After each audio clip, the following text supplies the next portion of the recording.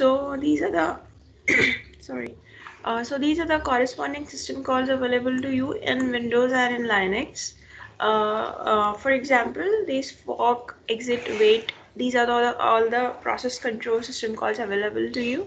Similarly, file manipulation like opening, reading, writing, closing a file.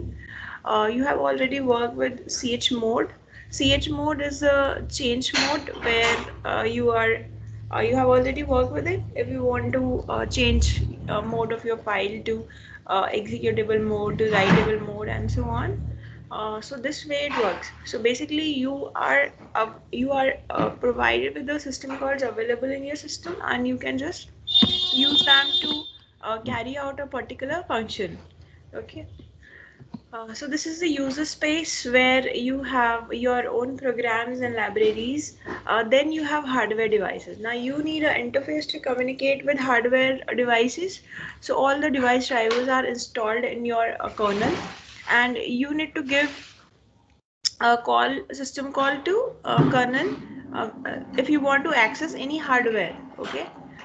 Um, so this is first running first shell script. So up till now, what you are doing is you are first of all you are creating a file name named script name here .sh. So you have created a shell file, and you have changed it mode to executable mode. X is for executable, W is for writable, right? So you have changed its mode to executable mode so that it can be executed. Okay.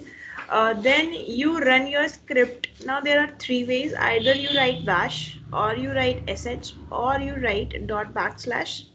So it will automatically search your shell, and it will automatically execute your shell file. Similar thing goes with if you want to execute a C program or so. You need to create object file in C, and then you need to do dot backslash name of the C file. I'll show you how. Don't worry about that. Okay. So these are the three ways where you can execute your shell file. One and the same thing. Uh, Now let's see how you can read a file using a shell script. So this is just a simple example. If my virtual box is working, I'll show you. Uh,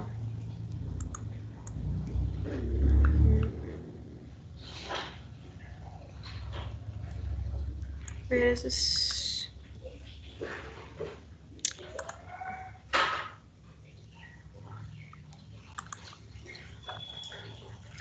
Okay, so I have created a text file named fruits.txt, and it is having it is several fruits name I have written down in this text file. Okay, then what I'll do is I will save this file on the desktop, and I will move my command terminal to desktop. Okay, and I want to read this file. So first of all, I need to, whenever I'm opening this file, I need to check the permissions are available with this or not, right?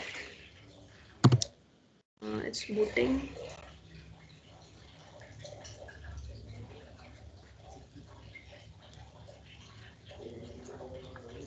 Okay, I think so. You need to first check whether this file is fruits.txt. It should be saved on the same location as desktop, and your command terminal should be on desktop. Now what you want to do is you want to create a shell file which can read whatever is in the fruits.txt file.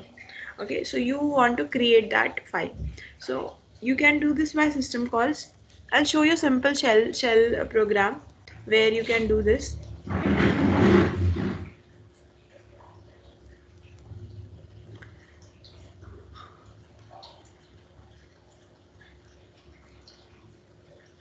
Yes, so it started.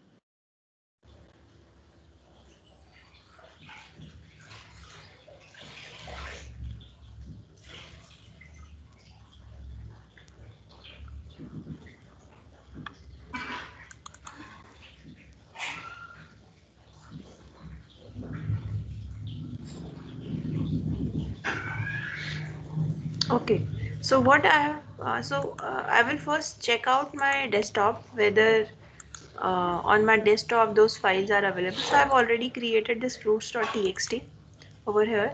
So this is nothing, it's just a text file. Basically, in any editor, you can create this, any editor available to you. Okay, and I have written down some contents to it. Okay, now what I'll do is I have also created a shell file in the same desktop itself, which is reading this file line by line and printing this line by line, and input is the fruits.txt. So I'm giving that fruit.txt as input and printing the contents of that file line by line. Okay, now let's open up terminal and let's see whether this works or not. So opening up terminal, now I'll move to desktop because all these files are located on the desktop. Now I will check what are the files available with me. So I have this read file 2.sh and fruits.txt. Both the files are available to me on desktop. Okay, so I'll execute them. So for this I can use either sh bash or dot backslash read file. Okay, now you can see, so the contents of fruits.txt are printed when I am executing this shell file. Okay, similar thing goes with, I have created another shell file on the desktop.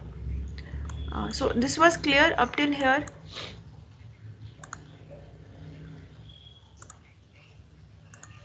This part was clear. Yes, ma'am. Okay, so I have created another shell file here. Instead of passing the file name as fruits.txt in the shell file itself, what I'll do is I will take the file name from the command prompt itself. Okay, I will not initially assign the name of the file in the shell file. I'll take this as input while executing. Okay, now what do this $1 represent? Anyone?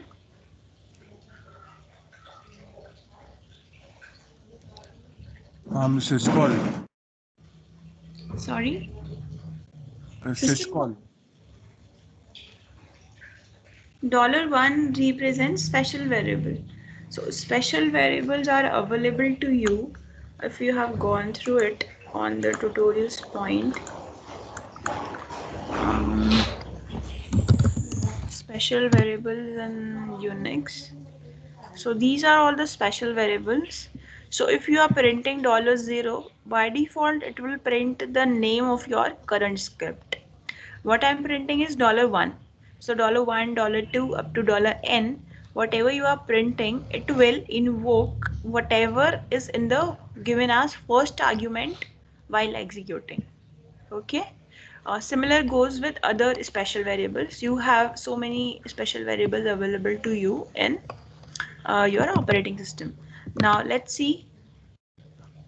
So this is file name. So I have assigned in the variable file name, variable name is file name, and I have assigned whatever I'm passing as first argument in my command prompt as input to this file name variable.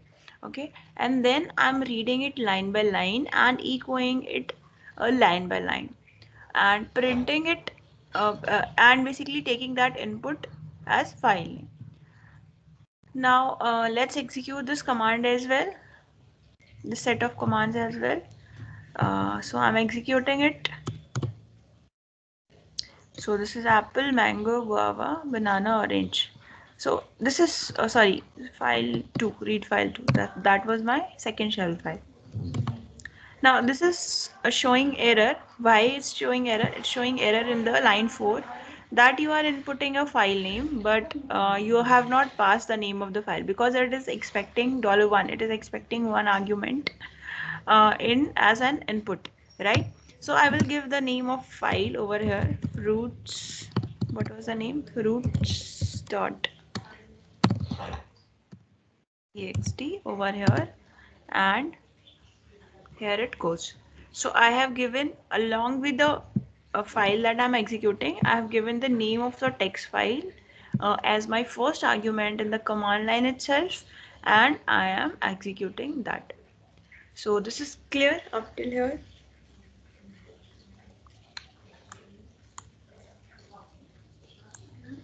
Similar things you have to do in today's assignment. Now, first of all, let's see what you have to do in today's assignment. So, for this, you have write a program that copies the contents of existing file into another file. So you have to create a file and into copy the content of this file into another file, and the names of file should be read as an input from the command line itself, like just like we have done in program number 2 right now.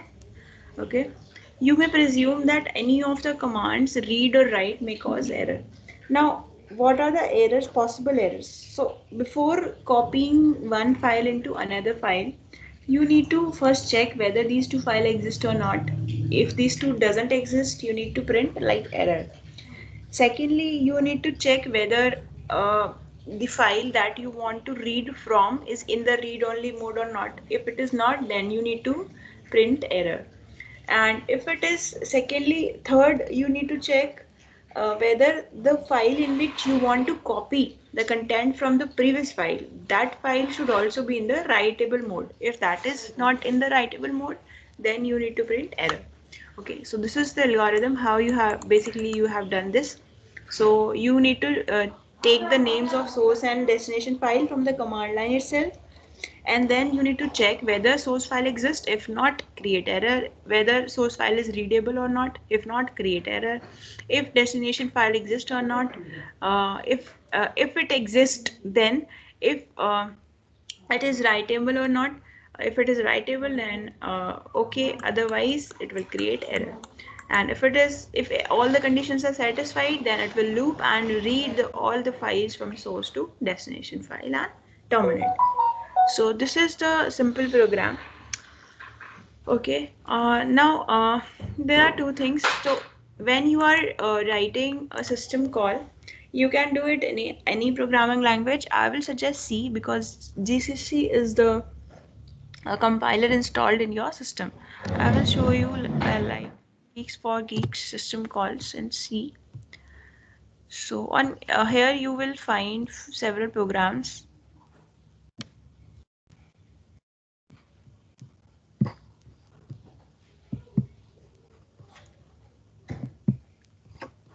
Available. Okay, this is for C program.